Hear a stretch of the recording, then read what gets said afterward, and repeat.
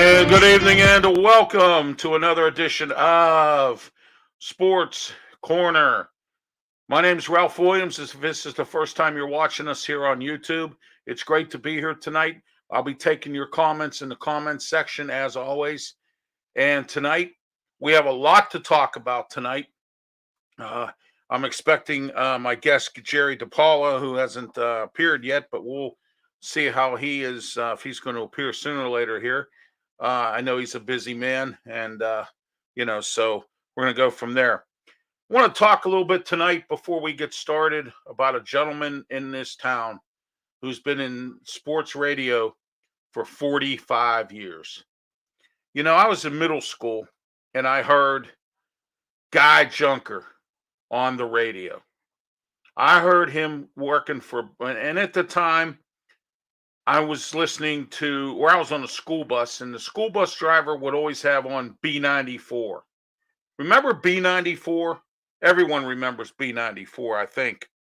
They were the radio station that used to play, pop music and some rock and some things like that. Well, it turns out that Guy Junker was the guy that did the news, he did the sports, and he did all that for B94. Well, I come to know Guy throughout the years as he, had the Stan Guy show, which is still going on today a little bit. Also, I remember him from when he teamed up with my man Eddie Crow, who is currently working at a Beaver County station now, who got jerked around by a certain radio station in his town, whose name I'm not going to mention.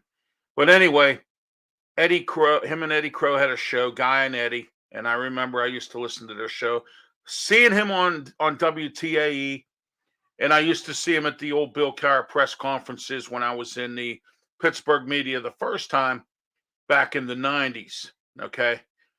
I've come to know Guy as a good guy, as they say, as a good guy. So anyway, yeah, he is a good guy. And it turns out that he's retiring at the end of April. He is retiring, and it's good to hear that he's retiring. And he's, again, a great person. And I have nothing bad to say about Guy Junker. All I have to say is, Guy, congratulations on your retirement. And good luck on your future endeavors. And, enjoy it while you can, because life is too short, as they say. So enjoy your retirement, Guy. And that's coming from me tonight, Ralph Williams here. Sports Corner, we're live on YouTube. It's great to have you on board tonight. Lots to talk about, as always. I want to send a shout out to my friend Al Levine, the Talking Machine, tonight. I sent in some Facebook comments, and he read them off, and I appreciate that as well. I always appreciate good publicity when I can get it from other media types, especially my friends. Works out for me anyway. Baseball's back. We'll talk about that later. I have some Pirate news. I have some Pitt news but I have a big nugget that I'm going to talk about tonight here. And I wanted to talk it over with Jerry DAPEOLA. I'm not sure if he's going to be on tonight or not, but if not, we're going to still talk about it anyway. And that nugget is an interesting one about Pitt basketball. And I'm going to talk about that later on because there's a certain team in Pittsburgh here that's been very busy the last couple of days signing free agents and getting rid of players. Okay? And that team is the Steelers. All right? Now, the latest news is the Steelers signed cornerback Levi Wallace, and I've seen Levi play. He's a decent cornerback. Signed today. He played for Buffalo. And the Steelers, I just heard this from the NFL, they're going to receive a fourth-round compensatory pick.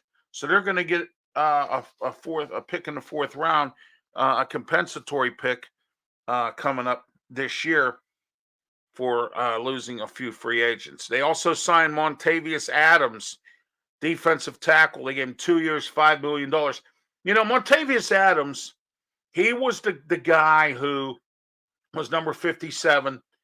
And this year, we went out. We had to get everybody's bargain basement used cars, as I classified it as used cars. it was the fact that they were out there doing this stuff, the Steelers getting these players from everybody else's scrap heap. And so, therefore, what I'm saying to you tonight is this was one of the guys that did well. Okay. I thought he did really good. He played really well in a bunch of games, helping the Steelers out. He plays defensive tackle number 57. I don't know if he'll keep that number, but Martavius Adams has been re-signed, and I'm glad he was good. He deserved it. I don't know what they're going to do with the Taco Charltons of the world. I'm hearing Joe Schobert could be cut by the end of the week. They need to get rid of his salary. He was the worst. He had the worst salary in the entire NFL. And, I thought that was a little bit, crazy of the fact that he had that kind of a salary to go with this. And it was sad because Joe Schobert was the guy that called out the plays when he was with the Steelers. But, Joe Schobert kind of got behind the 8 ball.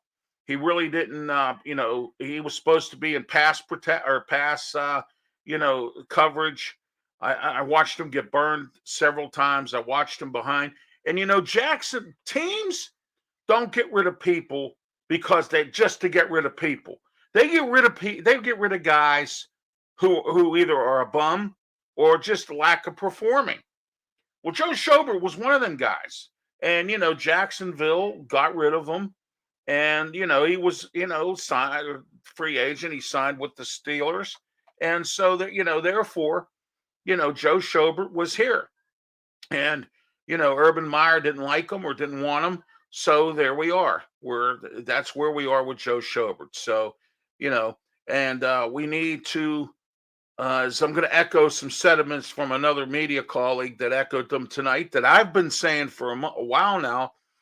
I think the Steelers now, since the surprise of the matter is they've signed Mitch Trubisky as their quarterback, and they're giving him a 2-year contract.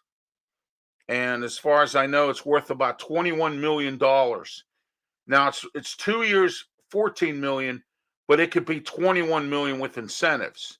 So let's say he takes us to the playoffs and there's some incentives there. That's great. Okay. Now let's say, for instance, he takes us to the Super Bowl. All right, which could happen. Anything could happen in the NFL. You know how that is. Okay. So if the Steelers decide that they're going to, or they end up with Mitch Trubisky as their starting quarterback, and they end up going to the playoffs, okay, or to the Super Bowl, perhaps he could make more money. All right. Now he's got a 2-year contract, and who knows? He could be our franchise quarterback for the rest of his Steeler career. Then he could just be a 2-year wonder and be gone. All right. The Steelers have an option. They can either go into the draft this year and get a quarterback, or they could not get a quarterback and beef up the lines. All right. Now I have some news for you today about some people that they have signed, that offensive linemen. And if you were to put the offensive line together today, these guys would be here. Now, my next question is, on the Steeler offensive line, other than Chuks Okorafor, who they just gave a big contract to, 3 years, $29 million, they think, I guess, that he's going to become, a great player all of a sudden. I guess money does that to you, I suppose. All right, because he's a terrible player. He was horrible. He gave up too many sacks, and he wasn't a real good blocker. In a lot of cases. The comments section is here. We'd like to hear your comments tonight here on Sports Corner. I'm Ralph Williams. Those of you who are first-time watchers of the program, we're here every Tuesday night, 8 p.m. here on YouTube. Actually, I'll tell you what, Tuesday nights can be your sports smorgasbord and whatnot of sports. And I'll tell you this, 7 p.m., if you live in Bethel Park or you have Pittsburgh Sports Line with Al Levine, the Talking Machine, and his gang, Nick Callis, Chip Hayner, and my man, Smoking Jim Frazier. They're on at 7. You can catch them live on Facebook if you don't live in Bethel Park, because they're on Bethel Park TV which is a suburb here of Pittsburgh, Allegheny County. If you have Bethel Park TV, you can watch them on channel 32. Now, and then at 8 o'clock, you can come on YouTube Live here, respond to what I'm talking about, and come on here to YouTube Live and here for the Sports Corner Show. And then at 9 o'clock, at 9 p.m., the 412 Show with Dave Finoli and Chris Fletcher. And that is on Blog Talk Radio, produced by my producer and co-host and friend, Mark Mancini from Los Angeles, California. He is on Blog Talk Radio, and you can listen to that show at 9 p.m. tonight, 347-205-9631. The 412 podcast, Dave Finoli, Chris Fletcher. Check it out, because I will, as soon as I'm done here tonight with Sports Corners. You know, we're here every Tuesday, 8 p.m. Also, don't forget Saturday at 5 p.m. Now, this Saturday is the Year in Sports Review replay from the live call-in show we had on February 28th. It's myself on the panel, Al Levine, the Talking Machine from Bethel Park TV, and Pittsburgh Sports Line, Luther Dupree, Claudia Rosano, and Smoking Jim Frazier from Pittsburgh Sports World, and also from the Boxing Authorities, which you want to check out as well on Channel 21 Comcast, Channel 47 Verizon, Sports Corner with me, Ralph Williams. But this week, it's going to be the Year in Sports Review special. That's going to be on this Saturday at 5 p.m. on Pittsburgh Community Television, Channel 21 Comcast, 47 Verizon. And don't forget, as well, as I mentioned before, not only just that, but don't forget throughout the week, The Way I See It on a rotating basis. You can catch The Way I See It also on PCTV as well. And on Friday, we'll be here with The Way I See It at 7 p.m. right here live on YouTube, and 9:30 at night on Sunday at 9:30 p.m. live on Facebook. So don't forget about The Way I See It as well. Also tomorrow, 4 p.m., right here live on YouTube at 4 p.m. Maulers Talk. We talk Pittsburgh Maulers, and I got a lot to talk about tomorrow. I got some stuff for you in regards to the USFL and the Maulers.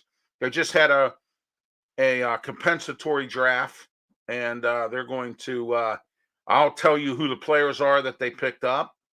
I'm going to tell you some of the local players from Pitt, Penn State, West Virginia, and some of the regional colleges around here that got picked up as well, because there are some, even from the small colleges, and also what's going on with the USFL throughout. So tomorrow, 4 p.m., we're here for 30 minutes every single Wednesday, live here on YouTube and on StreamYard. All right. Mason Rudolph has come out and said that Matt Canada was unable to run his offense because of Ben. Well, you know, of course, Mason Rudolph is going to compete for the starting job this year with the Steelers. And so, therefore, he can come out now and say what he needs to say. Ben's not here and, anymore. Ben is retired. So he has said that that's exactly what he's going to do. So he has come out and he said that, the Steelers couldn't run the Matt Canada offense the way it needed to be run. And I said that before because I've seen Matt Canada's offense in action, and I think it can run better this year with Trubisky, Mason Rudolph, and possibly Dwayne Haskins in the fold. And if the Steelers decide to even get a quarterback in the draft, somebody maybe, like a Paul Crewe from the Mean Machine or somebody like that, you know what I mean? So anyway, even if they do decide to go out and get some kind of quarterback somewhere other than maybe in the first round, they could fold him into the mix as well if that's the case. But, we need to find out what's going on with Josh Dobbs. I know he had that turf toe. I told everybody, again, everybody said, oh, he'll be back. He'll be back. I don't know. Turf toe can take you out. It took out Jack Lambert. It caused him to retire. Several other players have had to retire because of turf toe. Turf toe is not something you want to play with, especially if it's a deep turf toe. I don't know how deep Josh Dobbs' turf toe is. I think he'd be better served as a coach or better served as an engineer because his football career pretty much could be over because he really hasn't made any strides in his career as far as being a quarterback. All right, as you well know, also we talked about Mitch Trubisky. Akio Witherspoon is re-signing with the team. He's a cornerback. We got him from Seattle for a draft pick. Chuks Okorafor re-signed 3 years, $29 million. They also signed Mason Cole. Now Mason Cole comes from Minnesota. He's a center guard, and that's great. They put together the lineup tonight on a few shows. And it was said that it could be Mason Cole, could be our starting center. We have J.C. Hassenauer, and then we got Kendrick Green, who will be on the sidelines this year, or he's going to either be a guard or whatever. But I don't see Kendrick Green playing center for the Steelers this year at all, depending on where we go in the draft as well. All right, so also we signed Isaac Williams as our new assistant offensive line coach. He will be assisting our new coach, Pat Riley. Not Pat Riley, the coach of the Lakers or what, and all the teams that he coached over the years, Miami Heat. I'm talking about Pat Riley. He's a offensive line coach, our new one. He just came from Carolina. Everybody's been making fun of him and stuff like that because he came from Carolina. But what I'm saying to you is this, and that is that he also is a very good coach, very experienced, been around. So Isaac Williams will be in addition to add to him. Also, they signed offensive lineman James Daniels. Now, this guy, he could play all offensive positions. They gave him a nice, lucrative contract. He's going to play. He's been signed by the Steelers as well. So the Steelers have been pretty busy, getting some free agents in here. They definitely have money to spend, but at least they're being frugal. They're spending their money carefully. They're not throwing big money out to people right away or anything like that. So it's coming up to be a pretty decent thing here for the Steelers that, they have a lot of money to spend, but they're not being careless with it like some other teams who, when they have big money, they're always careless and they always sign the wrong players or they give somebody too much money who might be a bum. But, that's just the way it is tonight. Comment section here on YouTube. If you're interested in making any comments tonight and you want to say a few things, bring it on. Comment section right here. And I'll read them off to you as well for the comment section here on Sports Corner tonight. All right, let's get into some other stuff going on here. But I want to talk about Pitt football. Spring games coming up April 9th. It'll be at 1 p.m. at Heinz Field. This year they have Clinton Slovis as their new quarterback from USC. Spring camp is going on right now over on the south side, and or I guess maybe sometimes at Heinz Field. I know south side is where they have been practicing. I think this year they're going to repeat again and could repeat as the ACC champions again. But this year, I'm hoping they go to the bowl game and complete the unfinished business that they didn't complete this past season.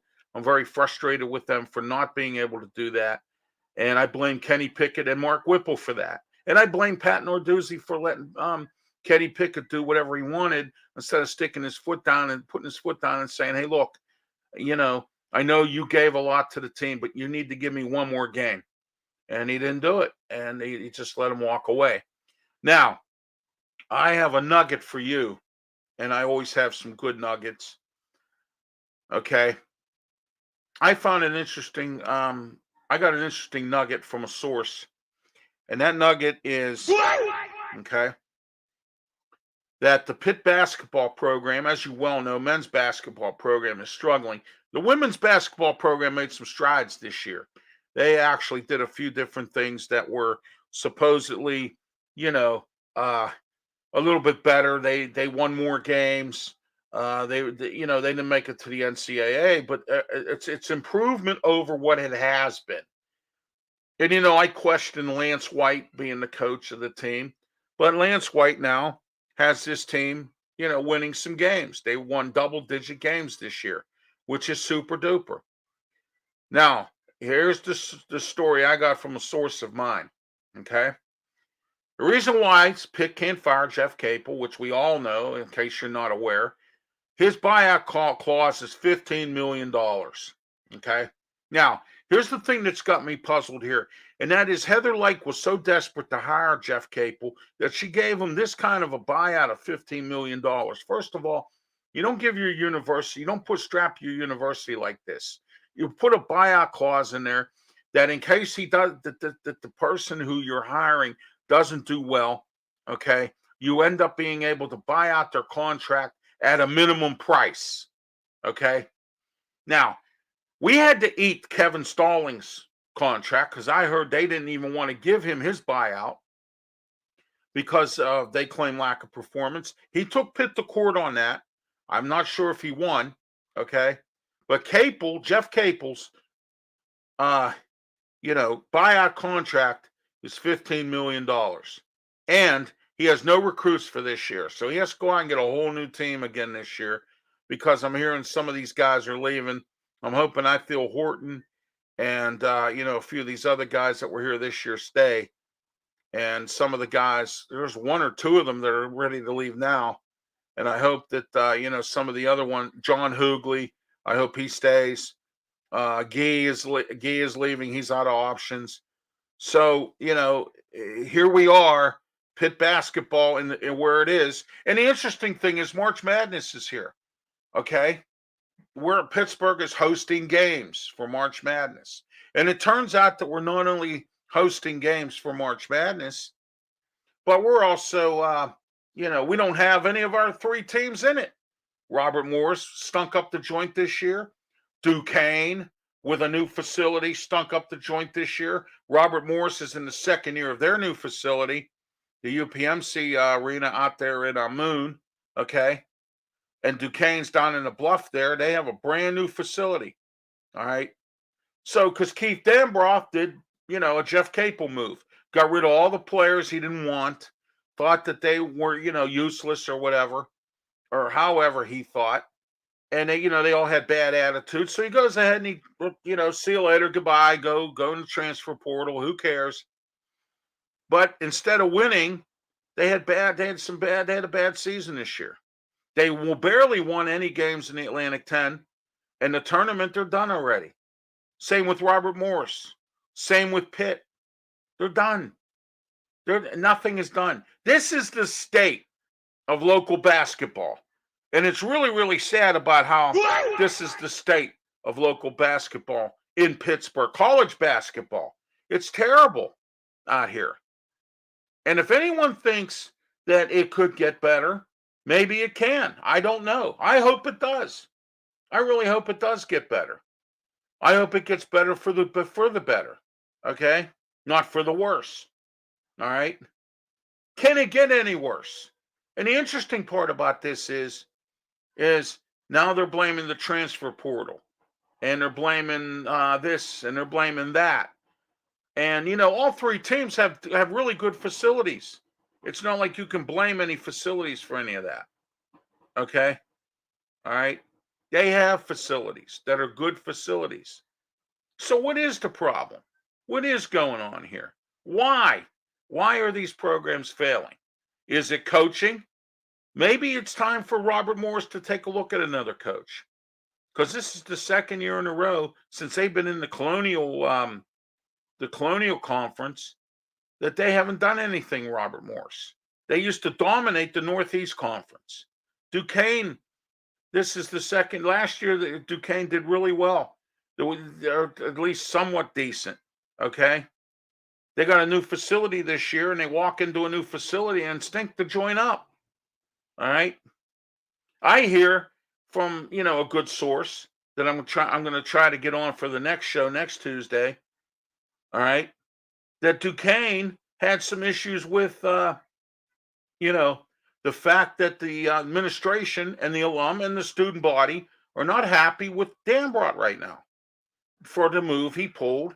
He got rid of all of his team and brought in new guys because he couldn't handle them. These guys, they were troublemakers or causing problems or weren't doing what they were supposed to be doing, but they were winning games. Okay, and that's where Dambrot's in trouble here. All right, so Keith Dambrot gets a pass. Jeff Cable's getting a pass from Heather Lyke, and I don't know what kind of pass Andy Toole's getting out at Robert Morris. Andy Toole's been with them a good 12 years, and they were always either in the tournament or in the NIT in some kind of winning state. And now they're in this colonial division, and they can't do anything. I just don't understand what's going on. But I do know about Jeff Capel. Now, here's one more thing about Pitt, okay? I was going to save this for another night, but I promised you on Sunday, if you watch my live call-in, or not my live call-in, my live show on Facebook at 9 p.m. every Sunday night on Facebook, I have a live version of the Sports Corner here. It's only 30 minutes. It's a quick 30-minute segment, okay? If you watch me on Sunday, I said I had a nugget for you tonight. So I'm going to give you this nugget tonight, okay? You ready for the nugget? Jeff Capel's brother is the reason why Pitt players are leaving, okay?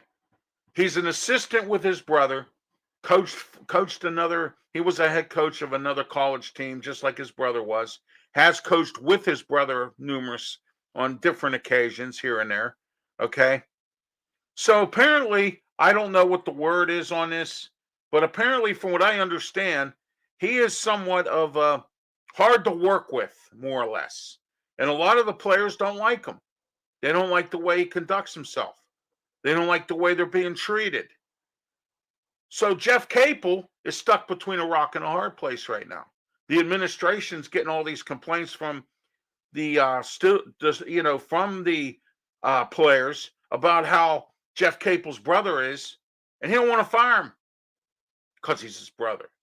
Now, years ago, I used to work for different places, and the family dynamic of a business, okay, can be a problem.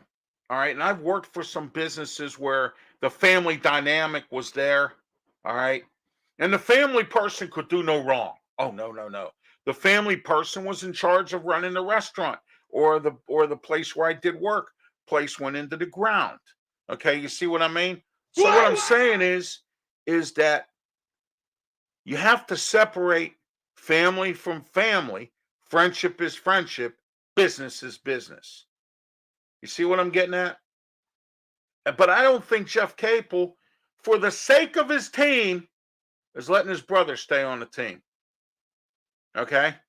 Every year he has to change players. Every year he has to recycle his lineup. Every year we're coming to this, but Jeff Capel won't fire his brother. Okay? All right? Now, everybody talks about how great of an athletic director Heather Lyke is at Pitt. I don't think she has the spine to fire somebody. And I'll tell you why. Everybody's so gracious for her because every other athletic program, except for the basketball teams, on the other hand, are not struggling right now.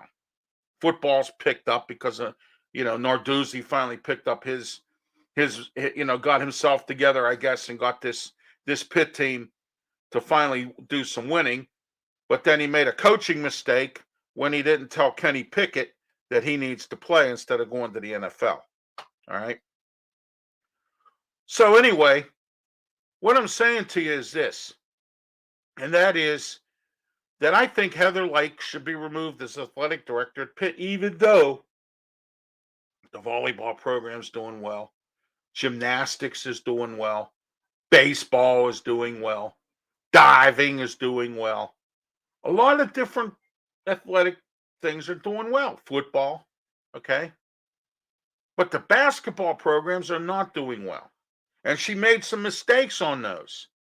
Like presenting a $15 million buyout clause for Jeff Capel's contract. Why would you do that? Okay? Do you see what I'm saying, everybody? Comment section right here Well, we're here on YouTube Live from Ralph Williams Sports Corner, Pittsburgh, Pennsylvania, Studio 808. Yes, indeed, do. We're coming up on 8:30. Still have 30 minutes left in the program. We got a lot to talk about tonight. We're going to be talking later on about some other NFL signings, baseball. Yes, we're going to be talking some baseball tonight, Penguins, and a whole lot more right here. Riverhounds are winning. They're back in season this year. Bob Lilly and his team. Bob Lilly just got a new contract. They signed a couple real good free agents this year. Looks like the Riverhounds are going to be back in business. All they need to do is start beating Louisville. Hey, you know what? Speaking of Louisville, I got a really good joke for you. There were these two guys. They were, sitting in, at a Burger King in Louisville, Kentucky. And they're both arguing back and forth. What is this Louisville, Louisville? What is it? So they're arguing back and forth, and they can't make up their minds. So they see a Burger King clerk. He's mopping floors, picking up trays. How they work at Burger King. All right, maybe now they don't. I haven't sat inside of a Burger King in a while, but anyway, they asked the guy. They said, "Excuse me, can you tell me where we are?" And he goes, "Yeah, you're at Burger King."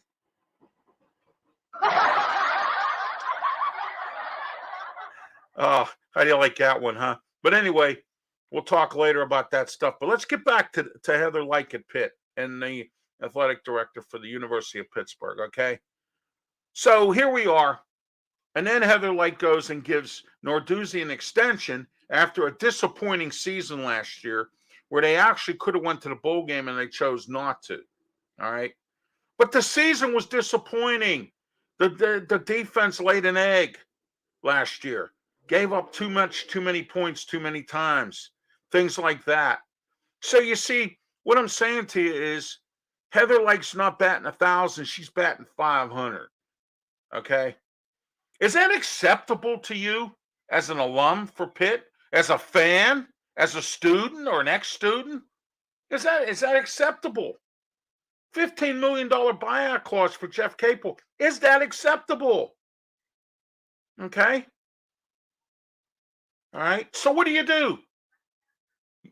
You know what Pitt's doing right now? They're eating it because they have to. They can't afford another buyout or a struggle in court like they did with Kevin Stallings. Okay? And they can't afford another embarrassment of a coach. He has done nothing here. Nothing at all. You know it and I know it. What has he done to fix the Pitt basketball program after Stallings ran it straight into the ground? All right. So what I'm saying is, what do you think of Heather Lyke? I don't think she has the guts to fire anybody. Let their contract run out. Okay, that's fine. That's a way of firing somebody. But how about tapping on their door and doing a little tap and go, you're fired. It's that simple. Okay?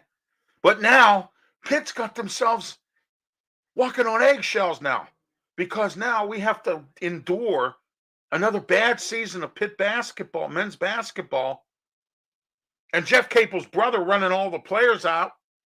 Okay? All right? So not only is that going on, but you also have a money situation. So here we are.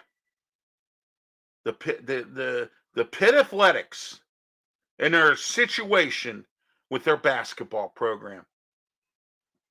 Well, it's all in the family, isn't it?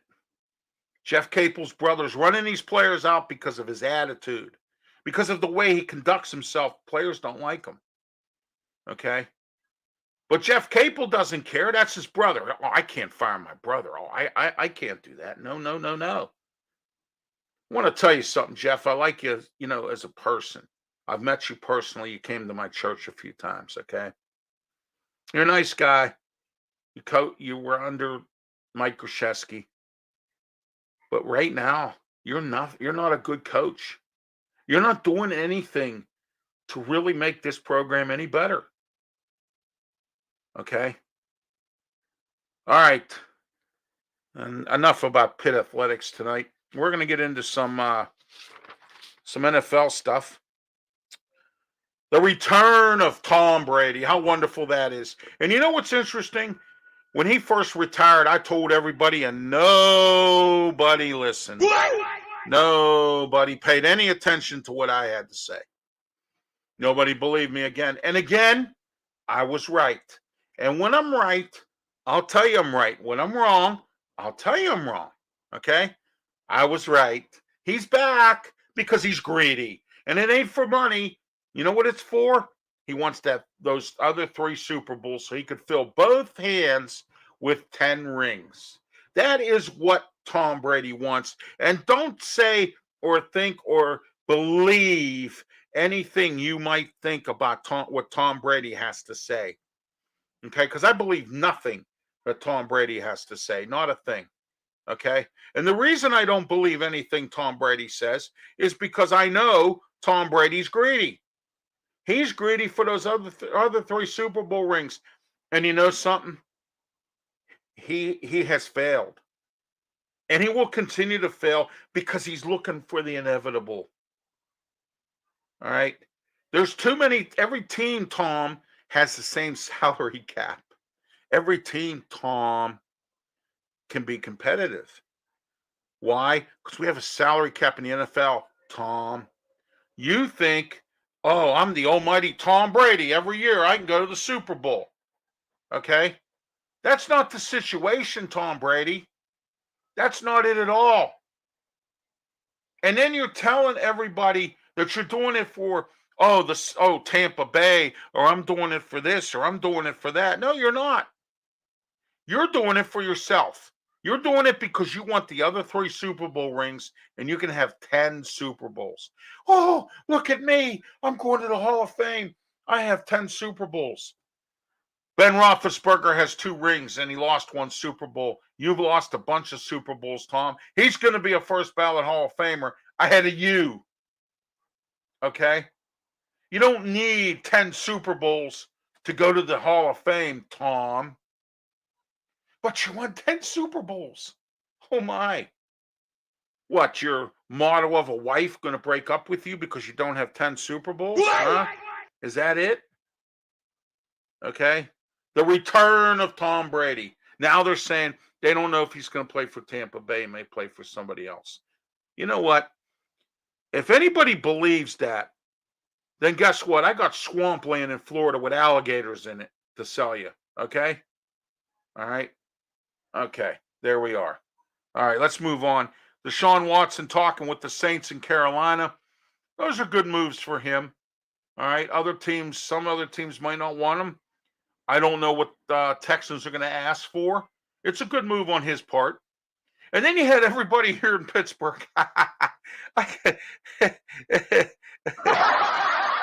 my gosh. I gotta laugh, folks. Everybody in Pittsburgh was talking about how, he knows Brian Flores. He's going to be here. Aaron Rodgers likes Mike Tomlin. Everybody went on that kick. And then, Jimmy Garoppolo. Too expensive, too much of a risk, too old, had enough. Okay? Garoppolo's an injury case. Okay? Let him stay in San Francisco or wherever he's going to go. All right. Aaron Rodgers, let him ride his time out in Green Bay and give Jordan Love an opportunity. Okay. Who's another Mason Rudolph has to sit back and wait for him to retire or whatever or Aaron Rodgers is going to do. Okay.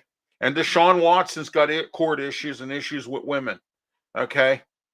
The Steelers are not going to invest all that money into the quarterback like that. Okay. Those are I just gave you 3 quarterbacks and 3 reasons why you don't sign them. And you save your money. Because the Steelers were not foolish this year. And they're not going to be foolish. All right. Bills released Darrell Williams, right tackle. He was a 2-year starter. Steelers might want to take a look at him as well. As much as you can, I think the Steelers need to look at both ends of the line of scrimmage. As much as you can. Because you're on your defensive side of the ball, okay, with the Steelers. Take a look at this. You have Alualu, who is a question mark because he got hurt last year. And you got Stephon Tuitt, who hasn't played because of a knee injury and his brother getting shot. Okay. You have 2 question marks of starters. All right. And who do you have to back him up? Well, you got Loudermilk. He's, he's first year last year. He did well for as a rookie. Do you still have Taco Charlton? And now you've got, Martavius Adams, who I think is a good defensive tackle. You got Henry Mondeau, who's been a stellar backup. Okay. But we can't do this year. We need some quality at defensive tackle. We need if there's a nose tackle or a good defensive tackle in the draft, go get him. Okay? All right? Forget the quarterback. We got enough. We can get enough. Okay? So here we are. Darrell Williams. He got cut. He spent the last 2 years as a starter for Buffalo. Why not sign him, Steelers? Where you at? Okay? Arizona signed James Conner. That's great. I'm really happy for James Conner. He got a 3-year, $21 million possible extension. He could make a little that $21 million with incentives. All right, so he signed him to a 3-year contract. He's finally as $13 million guaranteed, as some people would say to me. He's finally going to get paid. Okay. So good for James Conner. Minnesota signed Kirk Cousins for a new deal worth $30 million. Kirk Cousins, he wins, but he don't get there. He wins, but he don't get there.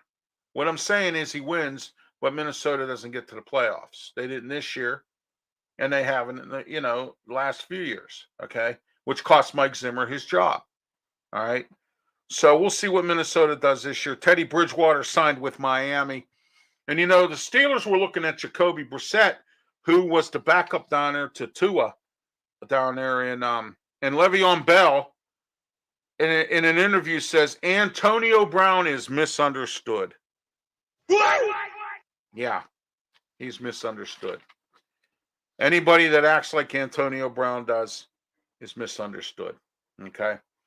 All right, baseball's back. We're going to talk about that right now. Chicago White Sox signed former Pirate Josh Harrison to a 1-year contract. I didn't even know he was still around. I thought maybe he might have retired, but he still is around. I'm hearing Andrew McCutchen signed with the Milwaukee Brewers. I actually thought Andrew McCutchen, congratulations on him, getting a new contract with Milwaukee. I thought the Pirates might make an offer to him to try to keep him or to get him in Pittsburgh to ride out his final years as a Pittsburgh Pirate. Because remember, he was a Pittsburgh Pirate. Okay. But of course, as you can see, that didn't happen that way. All right. Former GM and Neil Huntington is now working as a special assistant to the GM for the Washington Nationals, which is super duper. I'm glad Neil Huntington got a job. He was a terrible GM here. Made some ridiculous trades that I thought that were just terrible. And, he really did kind of make, but I'm glad. I'm good for him. I'm glad he got a job. He's a special assistant to the GM, which means, he'll be going on getting his coffee and his donuts for the GM, cleaning his toilet, washing his car, being his chauffeur. He'll be doing, that kind of work. Juana comes in, says hello. Hello, Juana. Welcome to the program. Live here on YouTube. You too, like Juana, can come on board here with your comments about the show and about what we're talking about tonight. Pirates, speaking of the Pirates, signed former Brewer first baseman and he's going to be a DH for us. And the DH here for this new CBA, everybody's saying it's not going to work for the National League. I like it. And the reason why I like it is because I think it gives, and I've said this before, it gives another guy, another player that we have on the team an opportunity to play, an opportunity to hit. Maybe you have a bench player. Let's say, for instance, you get a bench player somebody like, or you got Brian Reynolds sitting on a bench one night that you might want to make him the DH, give him a little break from playing in the outfield. Okay, do you catch what I'm saying? There's a lot you can do with that, and then your pitchers don't get hurt. They don't get hurt running bases. They don't get hurt getting hit by a ball. They don't get hurt getting collided into. All right, they really don't get hurt at all because it's a safety net for the pitcher. But see, the American League did this for years, and now they're saying that, bringing it like this in the National League, people don't really like the DH. I like it. I think that it should have been done a long time ago, and let the pitcher pitch. Maybe we'll get more innings out of pitchers this year, and the Pirates won't have to wear and tear their arms down trying to put in relievers because we can't get guys to pitch well. Do you see what I'm saying? He also signed former right-handed reliever Heath Hembree, also was signed. Pirates are looking okay this year. They got a few good free agent signings. They got that Cantana or whatever his name is. He's a well-known pitcher. He's been in the league for a while. He's coming to Pittsburgh to pitch. I like the signing of this guy, this Daniel Vogelbach. There's a lot to say about him. He's got a good bat. Played for Milwaukee. He was a former Brewer. So there you go. Brewers are taking our former players, and we're taking theirs. As I mentioned earlier, Andrew McCutchen signed a deal with the Milwaukee Brewers. All right, let's talk about the Penguins right now. The Pens are coming up on the playoffs. They're doing a really good job. They won their last 3 games, and I think Tristan Jarry's doing a really good job in goal. The only problem I see is now they're overworking him. If you notice, he's made 81 saves in the 1 game or 2 games. He's made 81 saves. That's too many. You need to get a defense in there. You need to be a little more defensive with hockey a little bit. Mike Sullivan is a running gun coach. He runs a running gun offense that just runs and guns, and sometimes it wins and sometimes it don't. Because if you can outspeed and block out the Stars from making goals, you can beat the Penguins. It's that simple. The trade deadline's coming up. Ron Hextall, Brian Burke, they're going to be careful because everybody's upset right now with Ron Hextall because he hasn't made any what they call, crazy moves like Jim Rutherford made and things like that. Rumor is everybody wants Phil Kessel back. Do you want somebody like Phil Kessel? Now, look, Phil Kessel's a good player, okay? But do you have a coach like Rick Tocchet to babysit him? That's what was wrong with Rick Tocchet here.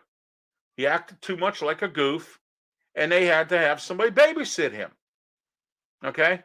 A grown man, and you have to babysit him, okay? You have to say, no, Kessel, no act like no goof, okay? All right? But that's exactly what was going on, all right, was the fact that he was acting like a complete goof, and he still is, all right? But he doesn't have Rick Tocchet to babysit him, so he wants out of Toronto. He's back in Toronto. He wants out, okay, because of that, all right? So where do the Pens stand? Do you think, and I want your comments here in the comments section tonight, you're welcome. She's thanking me for putting her shout out. She's the one here tonight putting some comments up. Say hello, make your comments about what I've said, or some other things. My program is extremely informative. Thank you, Juana. She says it's extremely informative. That's great. Thank you. All right. I do give my opinion. I wish more people would call or would come in and give theirs, and more people would call my live call-in show on PCTV, channel 21 Comcast, channel 47 Verizon. When I come up to the time for announcements, I will tell you when. April, there will be a scheduling change. I'll tell you about that later on. But let's get back to the Penguins. Denny scored last night in that game with Carolina down at PPG Paints. He was one of the new guys Hextall brought in. Jeff Carter. Should we give him an extension? He's 37 years old. He's been around the league a long time. did pretty well for himself down in for the LA Kings. And he's doing better here because he's got better talent around him. He also stepped up when Crosby and Malkin were hurt, and it's great that he's here. Question is, do you continue to give him, contract? Now, the three guys, and I've said this many times, that there was only two of them that could possibly be able, that the Pens are going to have enough under the cap to sign, is Brian Rust, Evgeny Malkin, and Chris Letang. Now, my question to you is, which two would you take if you were the general manager today? Would you take Letang? Would you take Rust? Or would you take Malkin? Now, the consensus I have that I've spoken to some people, either out on the street, in conversation, some of my media colleagues and friends, media friends, have said they would take Letang and Malkin and get rid of Rust. Well, do we really need Letang? That's the question I want to ask you today. Now, Letang's doing good now, but you see, there are some guys, and this goes on in all sports, that will, what they call, play well when the contract is up because they want a new contract. But they stink and they're a bum every other time. Well, this is Chris Letang. Letang, over the years, has been hurt. He's cost us some games with foolish play. And he's done some other stuff. But this year, he's doing really good. Why? Because his contract is up. Okay? So, if we do sign Letang, is Letang worth an extension? Or do we keep Russ and tell Letang take a hike? Keep Malkin. Because you want to keep the Malkin-Crosby thing going. Okay? They need to get rid of that Kaspersen. He's done nothing. Okay? They need to trade him. And they have a few other guys they can trade as well. So let's go trade and let's go get some guys. Bring them in here that are tough. Bring them in here that got a little bit of grit. Bring them in here because you're going to need them for a long playoff run. Okay? Because I'm going to tell you what. The Penguins have a lot of tough sledding in this playoffs. Okay? You have the New York Rangers who are really good. You got Carolina crawling up your crotch. Okay? And we just beat them here. We lost to them in Carolina down in Raleigh, my second city. Okay? And we have some other tough games coming up within the division. And even though Columbus is at the bottom, Columbus is still a pretty decent team, and they're in a division, and they're looking to play spoiler because they're not going anywhere this year. So it's going to be a crowded schedule for the Pens and a brutal one throughout the remaining games. And they have to win to keep in pace, or else they're going to wind up, in a bad spot in the playoffs. And the Pens can't afford to do that. So that's what I think the Pens need to do as far as the Pens go. Next, the Riverhounds just started their season playing USL soccer. Last year, they were one game short. They lost to Louisville in the championship game. I think the Riverhounds could probably repeat, but I hope this year they don't come up short. They've come up short a few times. I would like to see them really do something this year to win a championship. The Riverhounds are popular now due to the fact that they've been patient with Pittsburgh. I've said this before and I'll say it again. Sports like that don't work here. It's always Steelers, Pirates, Penguins. Pitt can't even draw, so things like that don't really work. Well, now the Riverhounds are starting to sell out games. They have soccer camps over there at Highmark Stadium. More youth are getting involved in soccer because of the Olympics. You know how they have men's and women's soccer. And the World Cup has gotten popular. So what I'm saying is the more popularity of soccer comes around, the Riverhounds are going to get more and more popular. They're going to draw more and more fans. They're going to be able to sign some more players, good players, which they have been doing. This new owner's committed to winning.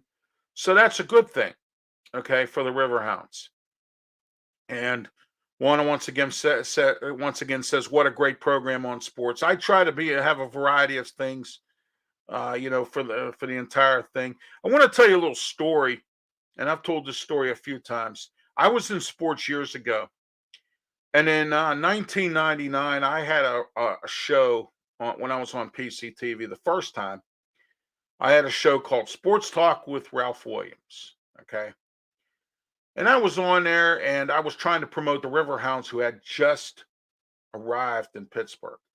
They were originally going to be called the River Dogs, but there was another team somewhere in this country that threatened to sue them because they were using the River Dogs. So we had to use the River Hounds. Okay. So I'm sitting there, I'm talking about the River Hounds, and I have Dave Casper, who was a well-known soccer player here in Pittsburgh. He played for the Pittsburgh Spirit. Remember them when they were indoor soccer at the Mellon Arena, Civic Arena, whatever arena you want to call it. PPG Paints. Some people still call it Console. Some people call it Lemieux Arena. Whatever. Okay. Anyway, beyond that, I apologize for that, ladies and gentlemen. Unfortunately, we have to listen to the T coming through here at night because they're fixing the tunnel, the transit tunnel. So that's the T coming by here at Studio 808, unfortunately. But anyway, the Riverhounds, I was talking about them one night, and I had the privilege of having Dave Casper on. I had John Phillips on, their general manager, who was an old media friend of mine. And some guy decided to call in and ask me what Hines Ward was going to do for the Steelers this year. I mean, we're talking Riverhounds soccer. I'm trying to promote this team. And some guy called me up. I says, okay, since you want to talk about what I think Hines Ward will do this year, I think he's going to kick the ball in the net. How's that sound? All right. That's exactly what I said to this caller, because I cannot believe that this caller wanted to talk about the Steelers. So I learned my lesson from when I was in sports the first time, that everybody in this town, no matter what the situation is, no matter what time of the year it is, no matter what's going on, no matter who's here and who's doing what, they always want to talk about the Steelers in some way. So from now on, that's what I do. I don't just focus on one thing anymore because of that. I used to have somebody that came on, an old friend of mine named Steve Novotny, who is has a talk show down in West Virginia on one of the radio stations down in Wheeling, okay, for Clear Channel. And I had him on. We were supposed to be talking about the Pirates. We had to switch to the Steelers because I was getting all these Steeler calls. So do you see, at the time, I didn't think this was a sports town. I thought this was a Steeler town. And I said, there's too many people talking about the Steelers now. Why do I need to do it? So I quit doing it. I stopped. I said, I'm done. I can't do this anymore. All right.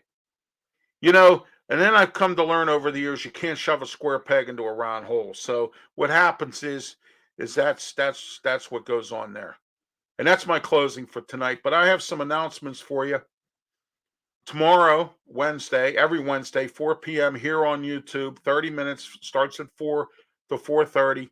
We have Mauler Talk. We talk Pittsburgh Maulers football, USFL news. It'll be on tomorrow at 4 p.m. here on YouTube. Don't forget, Thursday night, 9 p.m., not 8 p.m. this week, 9, because my co-host Mark Mancini has some other obligations, so we had to move the time up from 8 until 9. Wrestle Talk on Blog Talk Radio, 347-205-9631 is the number to call or get to in order to be involved. You can listen to it on there and make your comments as well on Blog Talk Radio, national syndicated show called Wrestle Talk. And we will be talking WWE, AEW, and we also have a special guest on, a professional wrestler who I'm not going to tell you who he is, but I will tell you it will be a wrestler. So you might want to tune in 9 p.m. Thursday, 347-205-9631. Also Saturday, 5 p.m., the original Sports Corner will not be on, but we will have the year-end sports review on Saturday, PCTV, Channel 21, Comcast, 47, Verizon, Roku TV, Fire Stick, and Apple TV as well, and their Facebook page. So you can tune into the Year in Sports Review. All right. This has been another edition of Sports Corner Tuesday night edition podcast. Thanks for being here tonight. I want to thank Juana for her comments tonight, and you can comment as well, even though I'm not on right now. There will always be the comments section here when you watch this program on YouTube. It'll be coming up shortly. So if you're not live and local, I can, it'll be on for you as well.